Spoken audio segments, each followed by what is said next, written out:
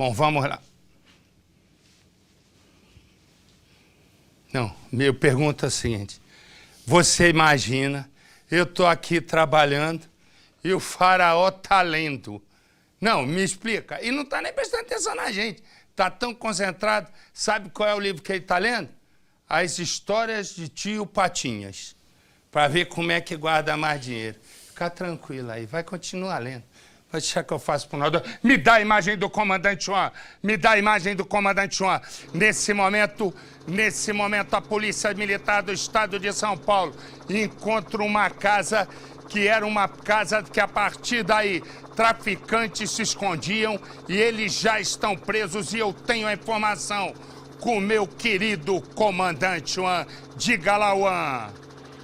Pois é, Marcelo, um verdadeiro centro de distribuição de droga na zona leste de São Paulo. Você vê que as viaturas da Rota estão aqui na frente. Lá dentro, Marcelo, crack, maconha e cocaína, segundo os policiais. Daqui a pouco eles vão medir para saber a quantidade exata. Mas você vê que tudo dentro dessa casa aí, Marcelo, são várias caixas, inclusive lá dentro, estava cheio de droga e seria um grande centro de distribuição da zona leste de São Paulo. Marcelo? Olha só, lente travada, faz um favor. Abre um pouquinho a lente lá na casa pra gente ver o tamanho. Ó, a casa ia se estendendo ali, ó. Tem uma entradinha, repara, tem um quintalzinho lá. Um quintalzinho e a casa é comprida, ó. A casa é comprida aí, você vai vendo os policiais militares lá dentro. E nesse momento a Rota, a tropa de elite da Polícia Militar do Estado de São Paulo, acaba de quebrar um centro de distribuição de drogas e o nosso comandante Juan, que ontem deu um show absoluto, mostrando lá os 2 ladrões de carro sendo presos, hoje também já chega dando boa tarde com mais informações aí. As caixas vão e a polícia vai tentando encontrar em outros lugares da casa mais crack, mais maconha, cocaína, jujuba e bananada, porque tem de tudo aí dentro. É brincadeira, mas vamos nós. Corta aqui pra mim. Boa, mestre Edu. Ele se chama Giliardi e ela se chama Érica. Os dois são vizinhos. E Giliardi, de repente, se interessa por Érica. E ele chega para um amigo e diz assim, aí, quebra uma aí pra mim. Aí o amigo disse, mas o que é? Mostra ali pra mim, faz favor. Aí, o que acontece? Ele chega para o amigo e diz, aí, dá um adianto aí para mim, me apresenta essa Érica aí, porque eu estou meio afim dela. Aí, muito bem. Aí o amigo vai e diz, ô Érica, tudo bem? Ah, queria te apresentar o Giliardi e tal. Ah, muito prazer. O amigo saiu, o Giliardi mandou, você tem namorada? Aí ela disse, não. Aí ela diz, não tem namorada? Não. Aí, se você não quer me namorar? Aí ele disse, ela pensou quero. Bom, quero, não preciso dizer mais nada. Só faltaram colocar na rua um luminoso, sapequeaiá de primeira. E aí começaram a sapecar, e logo ela engravida. E no que ela engravida, logo eles já estão morando juntos, né? Ele agora é marido ciumento. E ela não aguenta a pressão de tanto ciúme, de tanta conversa fiada. Volta para os pais. Volta para os pais. Já para Giliardi era um problema. Quando ele descobre que a moça já tem novo amor, aí ele enlouquece. Naquele dia, ela tomou café com a mãe e foi para o trabalho. A mãe ainda ouviria os últimos gritos de Érica, de uma história que começa assim. Oh, meu Deus. Se Dona Neide pudesse voltar no tempo, ela acredita que tudo hoje seria diferente. Isso porque a dor que esta mulher carrega nasceu no momento em que estava no portão de casa. Isso que você falou? Neide e o marido Evaldo são muito agarrados com os 3 filhos. Entre eles, Érica, uma bela jovem de 17 anos que tem a vida voltada para os estudos. Mas estava tranquilo. Estava tranquilo? Ótimo. A comida já está pronta? Tem, vou preparar uma janta para você. Mãe e filha andam sempre juntas, são confidentes.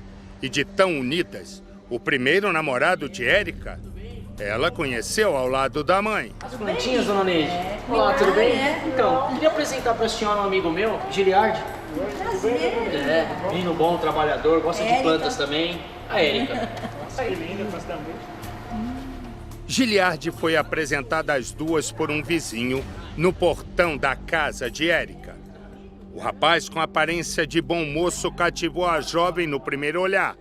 E daí para frequentar a casa de Érica e para o primeiro sapé que há, bem, foi um pulo. De boa, de família, viu? Não tenho ideia. Mas a liberdade com os pais de Érica deram lugar à rebeldia de Giliardi, que até discutia com Evaldo. E discutia por causa da garota. Essa não é minha filha, eu tenho que cuidar dela. E daí? Você é um aproveitador. Você aproveitou da minha filha. Você vai ter que casar. Os dois quase saem no tapa quando Evaldo descobre que Érica, uma jovem que até meses atrás era toda focada no estudo, agora está grávida. Seu aproveitador! Vai cuidar da sua vida! Seu cretino! Giliardi enfrenta o soco e, mesmo sem ter onde cair morto, diz que a gravidez é um problema do casal. Mas quem assume o problema, bem, são os pais. Resolve depois, eles vão conversar, vai resolver isso, calma. Eles cuidam da filha durante a gravidez e depois do nascimento do neto. Na hora. Ah, depois eu vou dar um banho nele, tá? Daqui quanto tempo eu posso começar a dar papinha? Ah, daqui uns 2 meses só. Após 3 anos de namoro, o casal resolve morar junto. É nesse momento que Giliardi mostra ainda mais quem ele é e passa a bater em Érica constantemente. Me solta! Me solta o quê? Não, você tá assim não, maquiada desse jeito. Cansada das grosserias do rapaz, Érica resolve voltar para os pais.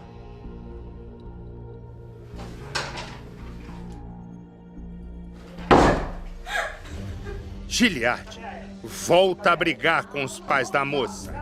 Tenta reatar com Érica. Ela resiste durante 7 meses. Eu vim buscar ela vai pra casa. Ela não quer, ela tá Ela não muito quer. bem aqui, você não tem mais que procurar ela. Naquele dia, Érica toma café com a mãe.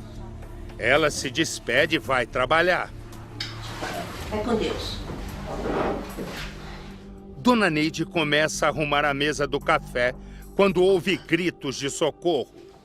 Nossa, o que aconteceu, Zé? Barulho? Ela pensa que alguém foi atropelado, mas descobre na frente de casa que a filha foi morta por quem ela mais temia, Giliardi, e o assassino está em liberdade. Olhar o horizonte e encarar a vida sabendo que o pai, Giliardi, assassinou a própria mãe, Érica.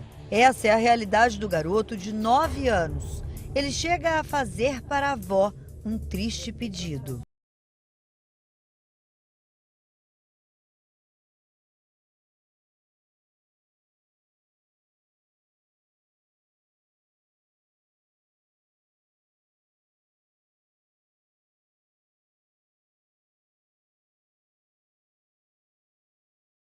Se tornou também uma mãe para a criança. Ele fala assim, eu sei que eu tenho 2 mães, que ele chamou de mãe, né? Eu sei que eu tenho 2 mães, mas eu queria minha mamãe embora. Você não fica triste? Ele fala pra mim, você não fica triste? E foi o garoto, quando tinha apenas 2 anos, que contou para a avó que o pai batia na mãe. Ele falou não só pra mim, ele falou para um monte de, sabe, para as vizinhanças, pessoal dizia ali. Para a família de Érica é difícil acreditar que o ex-marido da vítima, 7 anos depois do crime, nunca tenha pisado numa cadeia, mesmo tendo contra ele um mandado de prisão. Ali até porque ele não teve justiça. E ele faz qualquer coisa com nós a hora que ele quiser. Porque ele já fez e ele teve alguma justiça. Ele não teve, ele não fez. Ele não sofreu nada. E ele é capaz a tudo. E ele sempre falava para nós, eu sou capaz a tudo, vocês não me conhecem. Na época do crime, fazia 4 meses que a Érica tinha arrumado um novo namorado. Estava feliz, já planejava inclusive se casar. Segundo a polícia, essa seria a motivação para o crime, um assassinato que o Giliardi planejou cada momento. Só para ter uma ideia, um dia antes do crime ele esteve aqui, na casa da mãe da Érica. Trouxe um presente para o filho, o único presente que ele deu para o menino. Passou boa parte da tarde aqui nesta sala. Sentou no sofá com a criança, o que chamou bastante a atenção da avó, que segura aqui a roupinha que o Giliardi trouxe de presente. Essa roupa, a senhora me disse, dona Neide, que nunca vai se desfazer dela. Tem até etiqueta aqui até hoje. Por 2 motivos. Quais são os motivos? O motivo é que foi o único presente que ele deu para ele, em troca da vida da mãe dele. Eu vou guardar essa roupa pro resto da minha vida, até ele entender, para eu estar explicando a ele. O motivo é esse. O dia que o Giliardi estava aqui, a senhora me disse que ele ficou fazendo carinho no seu neto, coisa que ele também nunca fazia. Naquele momento, o que passou pela sua cabeça? Que ele estava armando, porque ele ria muito. Ria? Ria. Ele não era um homem de rir. Ele era um homem muito calado. Era difícil você tirar um sorriso da cara dele. E nesse dia, ele ria. Ele olhava para nós, não só para o filho dele, para minha outra filha e para o filho dele. E ficava rindo. E naquele mesmo dia, logo depois de sair daqui, ele foi até o trabalho da Érica, encontrou com ela na rua, também uma espécie de emboscada, chegou a segurá-la pelo braço e a Érica voltou para casa. A mãe contou que o Giliardi esteve aqui, mas a Érica não chegou a ver essas peças, ela não chegou a ver essa roupa. Eu falei para ela falou que no outro dia ela ia dar uma olhada. A falta que Érica faz está em todos os cantos da casa. A filha que ajudava a mãe em absolutamente tudo. Olha, se você visse a minha filha como era minha filha. Ela era uma menina. Se ela encostasse em você 10 vezes, ela te dava 10 abraços. Às vezes, a gente é feliz e a gente nunca sabe. Um último aceno foi desta forma a despedida entre mãe e filha. A Érica tinha saído de casa por volta de 6 horas da manhã. Este era o trajeto dela.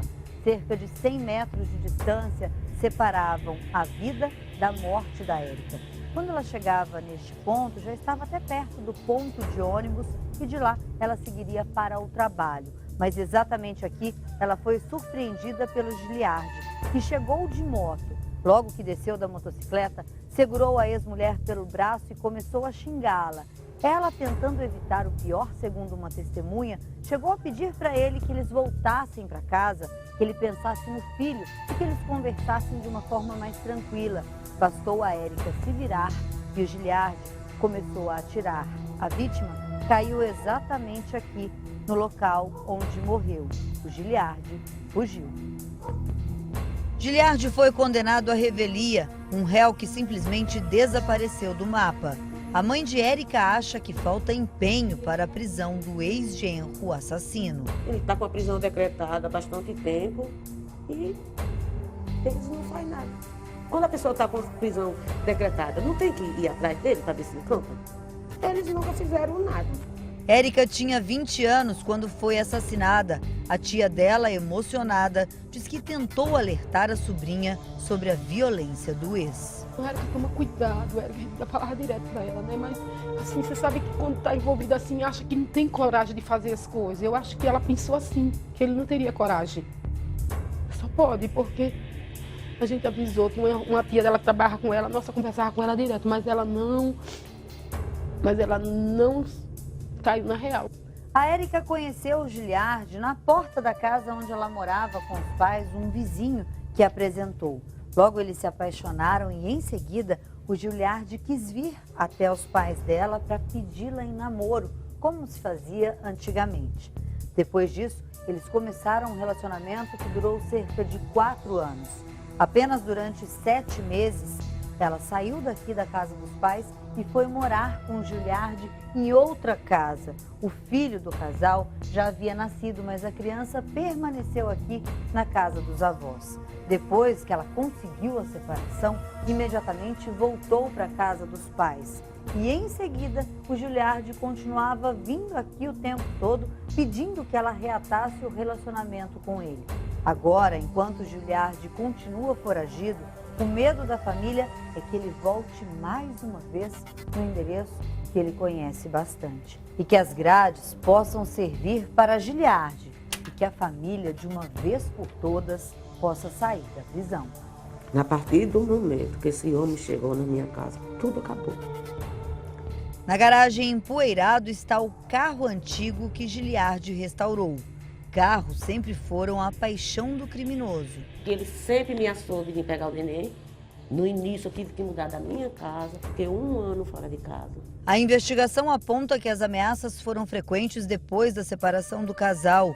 Os 7 meses que Érica tentou ser livre de novo foram decisivos até o dia do assassinato. Minha filha nunca precisou sair de casa para encontrar com esse monstro. E ele veio, de um nada, ele apareceu e de um nada. Ele levou toda a felicidade dele, toda. Na cena do crime, a perícia coletou cápsulas. A polícia acredita que ele usou uma pistola para matar.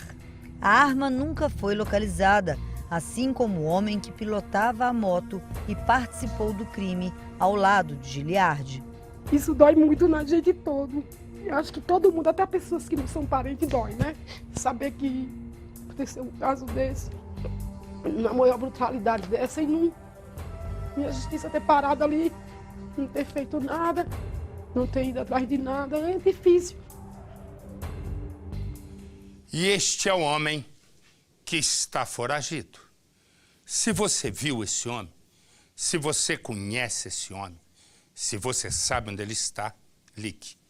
Ligue para o Disque Denúncia, ligue para a polícia e a sua identidade vai ser mantida no mais absoluto sigilo. Corta para mim, por favor, Edu. Eu vou direto com o nosso Bruno Peruca, porque o Bruno Peruca, nós já tínhamos inclusive uma vez mostrado a foto desse sujeito. Vamos ver se a polícia já tem alguma pista ou se nesse meio caminho ele acabou preso. Diga lá, Bruno, boa tarde.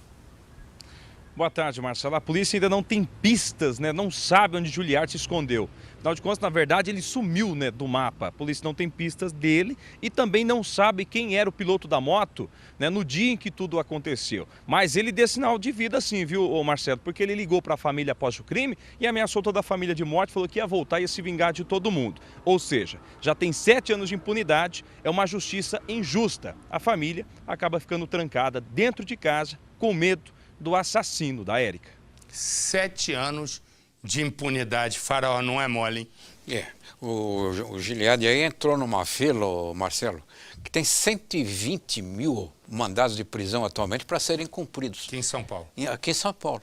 Então tem um departamento de captura, está lá o nosso amigo Nico lá e tal, mas é muito mandado de prisão para pouca polícia. São 120 mil foragidos só em São Paulo.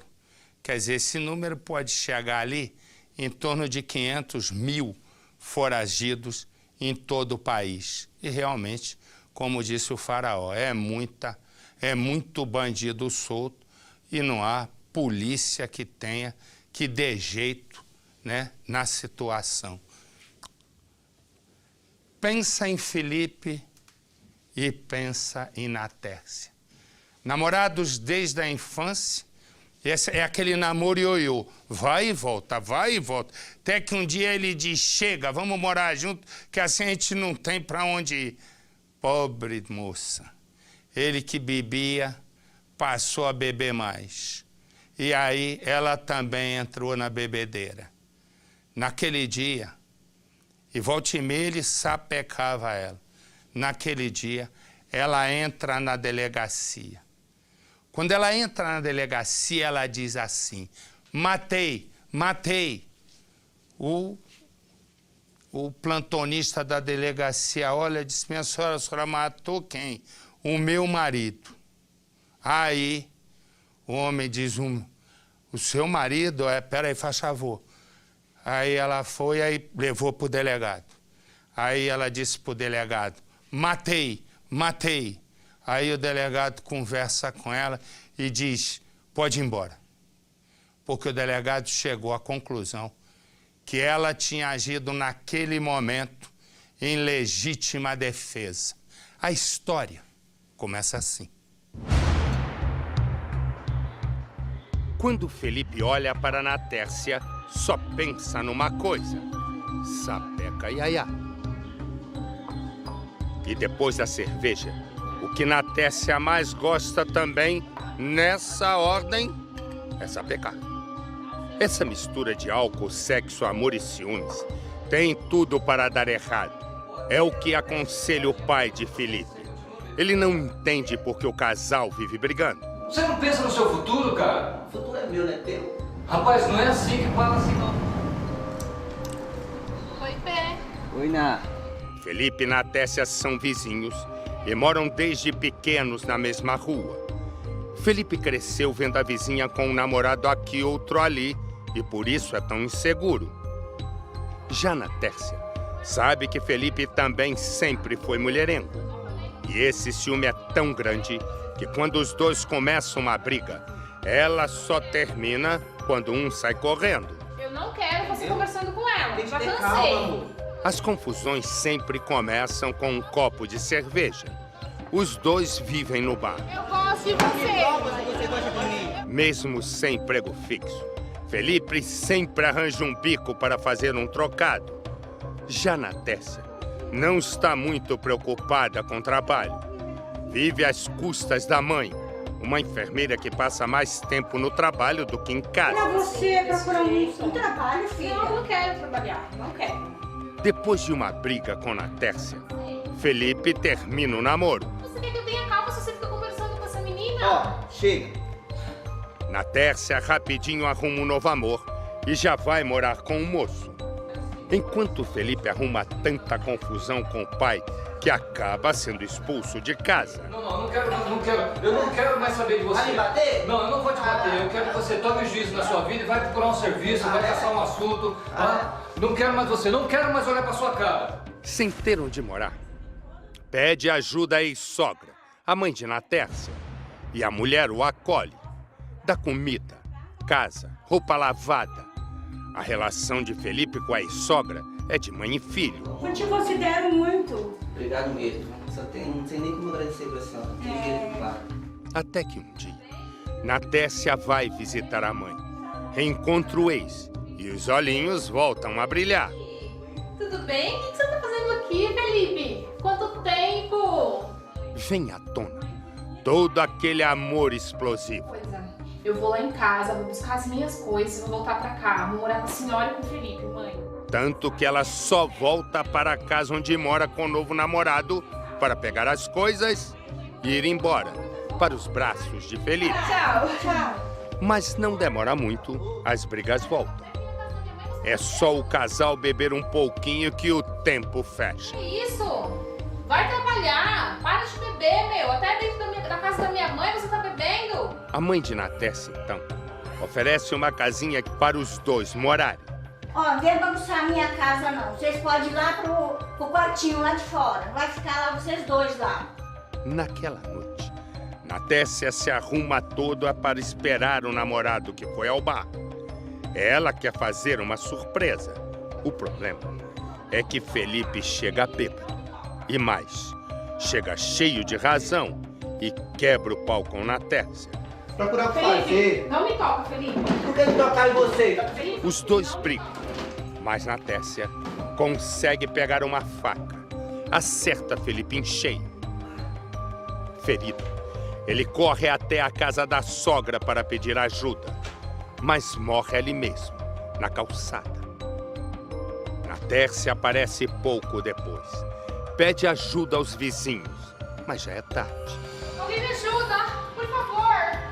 desesperada, vai até a delegacia e conta tudo o que aconteceu. O delegado entende que Natércia agiu em legítima defesa. Mas testemunhas dizem que ouviram gritos de Natércia dizendo que mataria Felipe. Foi em legítima defesa, doutor, porque ele ficou me ameaçando o tempo todo. Natércia escapa de ir para a cadeia e passa alguns dias internada numa clínica psiquiátrica. Agora, ela vive com a mãe numa casa bem longe, de onde brigou pela última vez com um homem que dizia amar e que matou.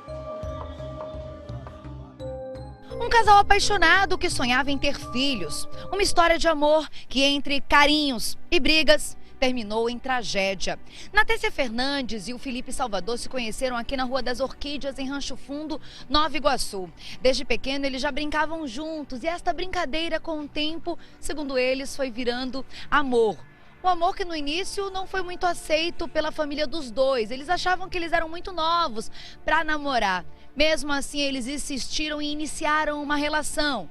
Ela ainda muito novinha, com 12 anos de idade, ele um pouco mais velho.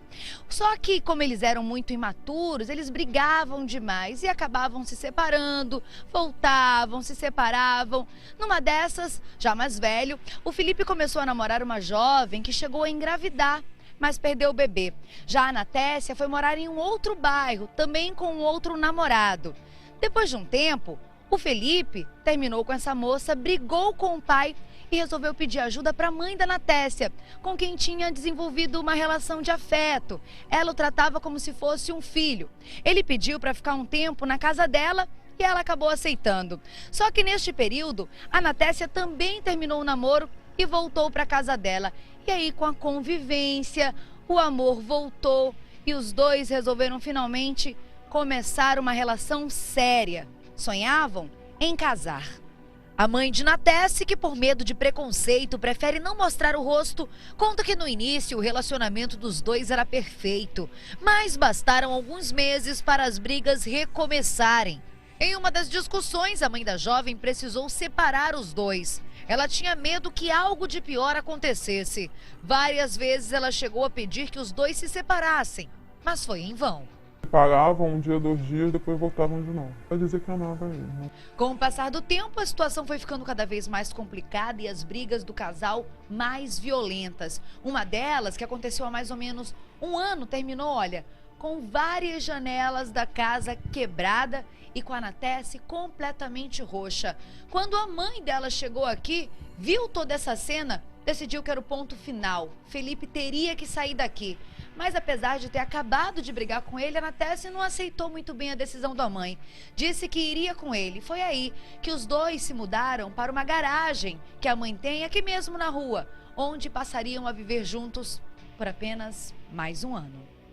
Apesar do lugar ser pequeno, os dois estavam felizes, mas o ciúme continuava assombrando o casal e sendo motivo de muitas brigas. No dia do crime, tanto o Felipe quanto a Natércia passaram a tarde bebendo e já estavam voltando para casa quando o Felipe disse para ela que iria comprar algo para comer. Ela ficou esperando, mas ele acabou encontrando uns amigos e só voltou de madrugada, segundo ela, extremamente embriagado. Quando chegou aqui, os dois começaram a discutir. Ele foi imediatamente para o banheiro tomar banho, mas a discussão continuou. Quando saiu, ele já teria vindo extremamente alterado para cima dela. Ele teria, inclusive, jogado ela contra a parede.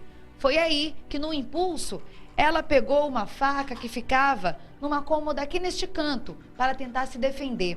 Quando ele foi para agredi-la novamente, ela acabou dando um golpe que ela achava que tinha sido no braço, porque ele ficou segurando o braço quando saiu da casa, se afastou dela com medo. Só que alguns metros depois, ele acabou caindo na rua. Foi aí que ela percebeu que o golpe, na verdade, foi fatal. A própria Natércia procurou a polícia para confessar o que tinha feito. A Delegacia de Homicídios da Baixada Fluminense trata o caso como legítima defesa. Este rapaz sorridente que aparece em destaque no vídeo é Felipe Salvador, de 25 anos. Esta gravação foi uma das poucas lembranças que restaram do jovem. Ele foi vítima de uma história de amor que terminou em tragédia. A assassina do rapaz seria Natércia Fernandes, com quem ele namorou durante 3 anos e sonhava em formar uma família. Segundo os amigos, Felipe sempre foi um rapaz calmo, amigo de todos aqui na rua, que adorava jogar um futebol aqui neste campinho mesmo, perto da casa dele. No dia em que foi morto, ele chegou a vir aqui, os amigos estavam brincando, como hoje, mas ele não quis participar do jogo. Disse que estava muito cansado, porque tinha acabado de chegar do trabalho. Mesmo assim, como de costume, ele encostou ali no canto e ficou assistindo a partida. Passou mais ou menos meia hora. Só então se despediu de todos e subiu para encontrar a Natércia. O que os amigos não imaginavam é que aquela seria a última vez que Felipe pisava neste campo. Poucas horas depois da despedida, ele foi morto pela namorada, que confessou o crime à polícia. Ela alegou legítima defesa, por isso foi liberada para responder em liberdade, o que causou a revolta dos amigos e vizinhos da vítima, que agora apresentaram uma nova versão sobre o que de fato aconteceu. No dia do crime, segundo a mãe de Natércia, ela e Felipe passaram o dia bebendo em um bar. Os dois estavam voltando para casa quando Felipe teria dito que iria comprar comida e depois disso não teria mais retornado. Teria voltado apenas de madrugada. Mas, segundo os amigos, a história foi um pouco diferente. Eles estavam de fato bebendo, mas na frente de casa. Felipe saiu para comprar comida para a Natércia e voltou. Entregou para ela e só então saiu novamente para encontrar alguns amigos numa praça que fica aqui perto. Ele passou a madrugada com os amigos e aí, quando voltou, já teria encontrado Natércia muito revoltada porque ele tinha ficado tanto tempo fora de casa. Ainda segundo os amigos, ela estava sob efeito de drogas e mais cedo já tinha dito que assim que ele chegasse, iria matá-lo. Segundo a mãe, ela apenas se defendeu de uma tentativa de agressão dele. Segundo os amigos, ela já sabia que isso ia acontecer. Isso teria sido planejado. Nisso ele voltou tarde, ela saiu procurando eu e ele, pensando que eu estava com ele, mas não estava. Ela passou na barraca falando o que ia fazer, o que ia acontecer, falou que ia matar ele, só que ninguém acreditou nisso que ela ia fazer. Aí, mais tarde, foi acontecer esse fato aí. Depois que ele chegou em casa e foi atingido pelo golpe de faca, saiu, foi tentar encontrar a sogra que estava no caso ao lado, mas ela não atendeu. E aí ele veio descendo aqui a Rua das Orquídeas, mas só teve forças de chegar até este ponto, onde caiu já desacordado. Depois disso, as pessoas aqui da vizinhança tentaram socorrê-lo, mas era tarde demais. Felipe foi morto com apenas um golpe que atingiu o coração. Segundo a versão da mãe da assassina confessa, o jovem tinha acabado de sair do banho quando tudo aconteceu. Mas os vizinhos acreditam que Felipe pode ter sido atingido enquanto descansava na cama. Segundo eles, o móvel ficou com várias marcas de sangue e depois do crime teria sido queimado pela mãe da Natércia. O que a gente alega? O Felipe chegou, o Felipe não teve agressão, o Felipe deitou. Quando o Felipe deitou, ele foi golpeado. Segundo a mãe de Natércia, o genro e a filha brigavam muito. O principal motivo? Ciúmes. De acordo com ela, Felipe agrediu a filha várias vezes. Quando a gente bebia, se transformava. Se saía, qualquer coisa lá embaixo era um motivo de ciúme, já subia brigando, aí começavam as agressões. Ele batia nela. Aí ela, para se defender, também batia nele. Mas, de acordo com os amigos de Felipe, apesar das constantes brigas, ele nunca teria batido em Natércia. O Felipe nunca foi uma pessoa, nunca apresentou nenhum sinal de agressividade. O Felipe nunca agrediu ninguém. Com medo da revolta dos vizinhos, Natércia e a mãe se mudaram da casa onde tudo aconteceu. Arrependida, a jovem estaria tendo de passar por acompanhamento psicológico. Na internet, ela chegou a criar uma página em homenagem ao namorado. Em uma das postagens, ela diz que ele era seu parceiro, seu amor. Em outra, ela diz que nunca teria tirado a vida dele por vontade própria e que tudo foi uma fatalidade. Para os amigos de Felipe, a dor é grande e as justificativas de Natércia difíceis de aceitar. E eu vou direto com o nosso Hernani Leva-Bala, que ele tem mais informações sobre o caso na Tércia Felipe. Diga lá. Boa tarde, Hernani. Boa tarde, Marcelo. Bem, legítima defesa ou vingança? A divisão de homicídios da Baixada Fluminense ainda não conseguiu responder essa pergunta, mesmo depois de já ter ouvido 3 testemunhas. O detalhe é que várias pessoas ficam passando versões para o caso, mas poucas compareceram à DH. E isso acaba dificultando o trabalho da polícia. A gente viu na reportagem que muitos amigos garantem que ela teria planejado essa morte, teria esperado o momento certo de agir, amigos do rapaz. No entanto, essas pessoas não colocaram o depoimento oficialmente no papel, mesmo aquelas que dizem ter ouvido a Ana Tércia garantindo que cometeria esse crime, Marcelo. Legal, obrigado, meu garoto. Obrigado, Hernani.